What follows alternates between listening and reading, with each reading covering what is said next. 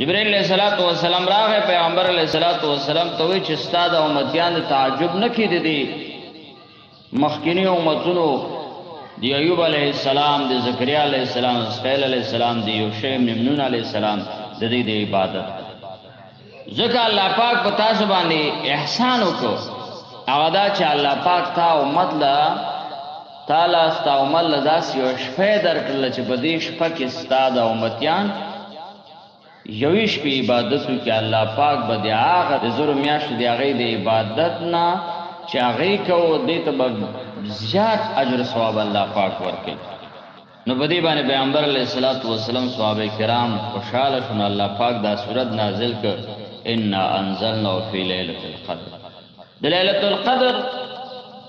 دا فضیلت الله پاک د امت ته ورکړي چې د یویش په عبادت دا د دې زرو میاشتو د عبادت قبول شوی نه بهتر الله پاک اجر او ثواب د امت ته ورکړي د دې شان نزول مبارک ډیر زیات روایت نقل شوی دي مختلف روایت دي دا سنور روایت مشته دي د ډیر روایتونو نقل کېدو وجه اکثر دایي چې کله ډیر واقعیاتونه ورستو یو سنازل شي یا پیغمبر علیہ السلام دا یو ځل واقع بیان کړی صحابه کرام هغه حیران شي بیا بل دا روایت چې ذکر شو دا واقع ذکر کړی بیا بل دا کوم واقع چې ذکر شو دا پیغمبر علیہ السلام ذکر کړی هغه نوروز چې دا صحابه کرام ډیر زیات ارمان او افسوس مطلب حیران کیا او تعجب دی هغه د عبادت نو ارمان ډیر اوندونو او د ډیر عبادتونو کو ځکه صحابه کرام د عبادت ډیر زیات شوقیان نو بس الله پاک دا پرزوین احسانو کو چې الله پاک دی امت ته د غش پور او قیسن اولا پانی پتی رحمت اللہ علیہ دیدی صورت لاندې لیکلی چې دغه لیلۃ القدر شپه صرف د دې امت خصوصیت ده دا نور مخکینی امتیانو ته دا شپه الله تعالی نو ورکړي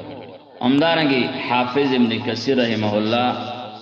قول امام مالک رحمه الله باندې هم نقل کړي چې د لیلۃ القدر شپه د دې امت خصوصیت ده او امام شافعی رحمه الله دا نور امامانو دیتا قول د جمهور ویلې ده چې دغه لیلۃ القدر شپه د دې امت لپاره د یو خصوصیت د مخکینی امت ته الله پاک لیلۃ القدر شپه نو ورکړي اوس د دې امت لپاره لیلۃ القدر شپه خصوصیت او د دې تور کول سو وجده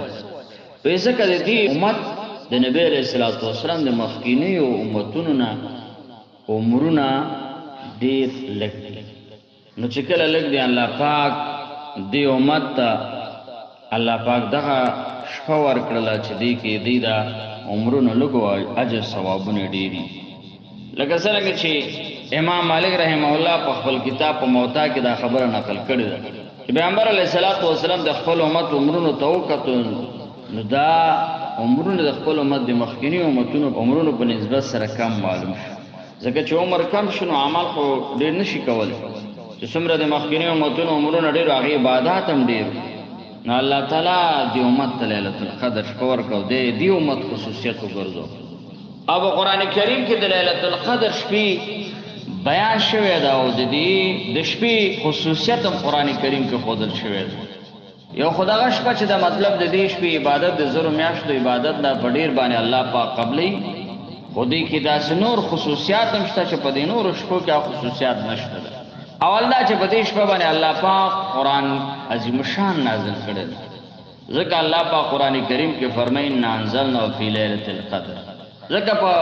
یو مقام کې الله پاک فرمایي شهر رمضان الذي انزل فيه القرآن میاشت رمضان الله پاک فرمایي هغه میاشت ده چې الله په قرآن عظیم شان نازل کړی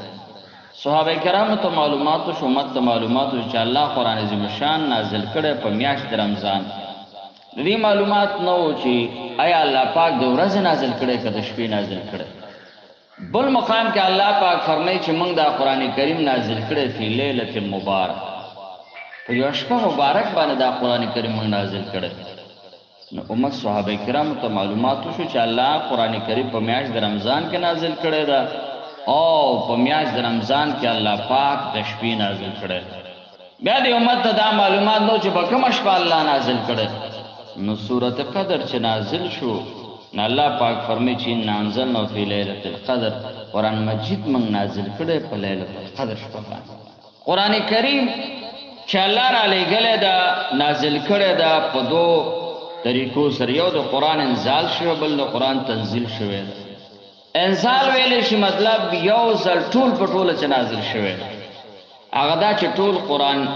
مجید د لوح محفوظ نه اسمان د دنیا ته په دغه شپه د لیلۃ القدر باندې ټول په ټوله نازل شوی ده ته ویلی شي انزال معنی یو ځل ټول قرآن کریم لوح محفوظ نه اول اسمان ته نازل شوی بیا د اول اسمان نه جبرائیل علیہ السلام په 23 کالو کې د موقع مناسب د حالت مناسب الله پاک لګ لګ صورت آیات جمله پیغمبر علیہ السلام باندې بیان نازل کړي او دیتا تنزیل ویل شي نو چې کوم انسان د قران مجید شوی ټول په ټول یو ځل باندې الله پاک په لیلۃ القدر په باندې نازل کړي نو د لیلۃ القدر شپې د عظمت لپاره دغه خبرم کافی ده چې الله پاک په دې شپه باندې قران کریم نازل کړي د قران کریم نزول سره نور خصوصیات هم د دې شپې شته هغه دا چې نور خصوصیات دا چې په دې شپه کې عبادت کول د زرو میاشت د عبادت نه بهتر الله پاک د عظمت په داسې طریقې سره بیانې الله پاک فرمایي وما ادراک ما لیلۃ القدر اے پیغمبر علیہ الصلوۃ والسلام تا ته څه پته چې د لیلۃ القدر شپه څه شي یعنی تا ته د مبارک معلومات شته چې څومره فضیلت او څومره بهترواله څومره کمال او عظمت پکې ده الله پاک ورستو آیات کې جواب کوي دې خبره چې الله پاک فرمایي چې لیلۃ القدر خیر من الف شهر لکه کله یو شی سو واخلي خلک وایي چې دا داسې نظر کې سړی تا ته پته شته چې دا په څومره پیسې شوی دا څه خلک وایي کنه وې دې قیمت درته پته شته د دې کمال درته پته شته الله پاک فرمایي د لیلۃ القدر شپې فضایل او د دې عظمت د دې کرامات د دې خیریت ته معلومات شته الله پاک جواب کوي لیلۃ القدر خیر من الف شهر لیلۃ القدر شپه د زرو میاشتو د عبادت نه بهترین بڑے اجر ثواب باندې الله پاک قبول او بل الله پاک دا څه فرمایم نه چې دا یو شپه عبادت د زرو میاشتو عبادت سره برابر نه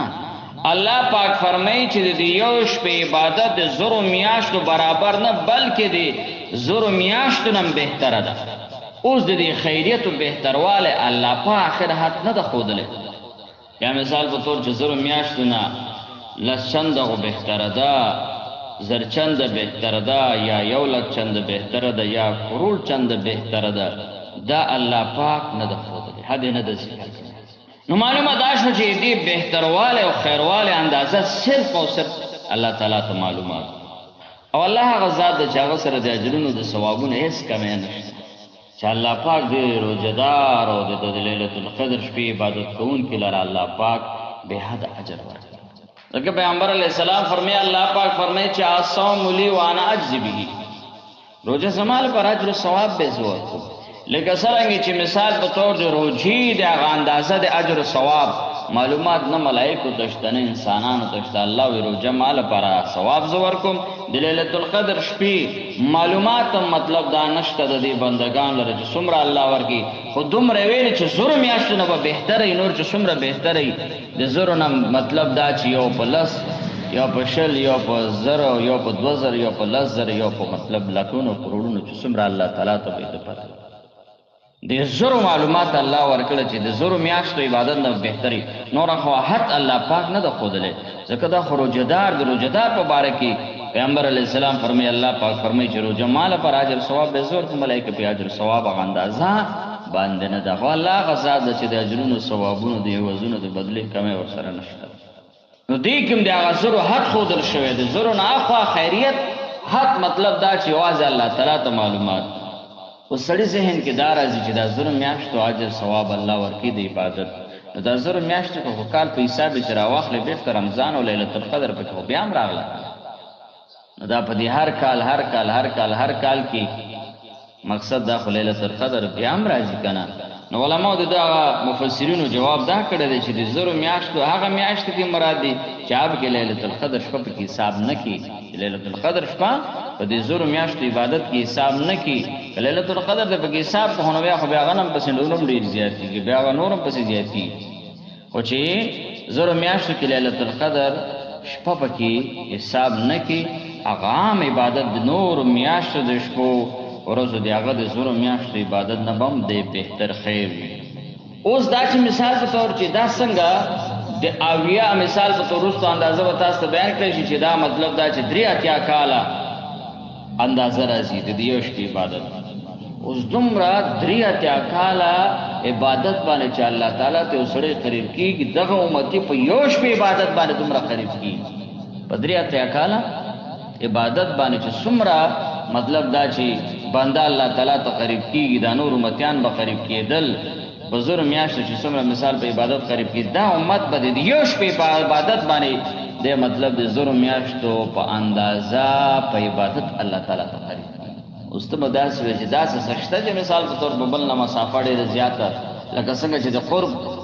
الهی په عبادت سره دا امت زیات مسافه مطلب دا چې طی کوي او ختمي دا څه ښکار خبره خو مزل د اس مزل میا مثال په تور د موټرسایکل مزل بیا ورپسې د ټوډي یا مثال په تور د جاز مزل لا وا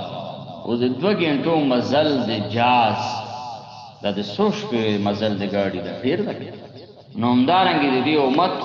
د قرب الهی حاصلول د یوش په د مخکینی امت د زرو میاشت په عبادت باندې ای په زرو میاشت الله ته تمره قریب کې دی په یوش په الله پاک فرمایي چې د زرو میاشت نه هم ډیر قربت دی تحصیلی ثواب حاصلی بدله حاصلی بل خصوصیت دریم د دې شپې دا د چې په دې شپه کې ملائکه او جبرئیل علیه السلام زمکه تراخته کی الله په قران کریم کې فرمایي تنزل الملائکه والروح فيها باذن ربهم من كل امر په دا شپه باندې الله پاک فرمایي چې ملائکه او جبرئیل علیه السلام باذن ربهم په حکم د پروردگار باندې دی برا کوزی من کل امر د هر کار خیر پرولو سره زمکه ته برکت کی او دا خبره او حدیث مبارک کې ذکر شوی پیغمبر علیہ الصلوۃ والسلام فرمایي اذا كان ليله القدر نزل جبريل عليه السلام في كبكبه من الملائكه يصلون على كل عبد قائم او قاعد يذكر الله عز وجل پیغمبر علیہ السلام فرمایي چې ليله القدر شپه په دغه شپه باندې جبرائیل علیہ السلام نور ملائکه سره داسې جمعه ډله را کوزي او هغه کس د پاره چې يصلون على كل عبد قائم او قاعد يذكر الله عز وجل دغه ملائکه جبرائیل علیہ السلام رحمت را لیږي بخنه غواړي او سلامتیا دعاګانې کوي کوم یو مطلب دا چې سړی زنانه نارینه الله ته ولاړی عبادت کی پناسته کې الله تعالی یاد